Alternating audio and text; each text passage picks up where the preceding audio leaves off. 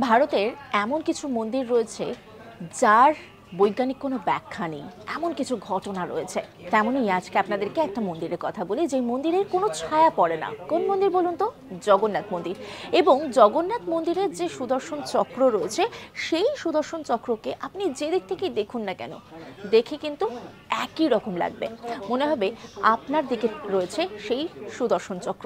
এবং এখানে রয়েছে বিশাল রান্নাঘর, মাটির পাত্রে এখানে রান্না করা হয়, একের পর এক মাটির পাত্র চাপিয়ে রান্না হয়। কিন্তু অদ্ভুতভাবে জানেন, এই মন্দিরে যে মাটির পাত্রে রান্না হয়, একদম উপরে যে মাটির পাত্রটি থাকে, সেই মাটির পাত্রের রান্না কিন্তু সবার আগে হয়। ভাবুন কি অবাক করা বিষয়! আগুন নিচে রয়েছে, তার উপর যে মাটির পাত্র রয়েছে, সেই মাটির পাত্রে কিন্তু তাড়াতাড়ি রান্না হয় না, একদম উপরেরটাতে তাড়াতাড়ি রান্না হয়। আর এই সমস্ত কিছুর কিন্তু কোনো বৈজ্ঞানিক ব্যাখ্যা নেই।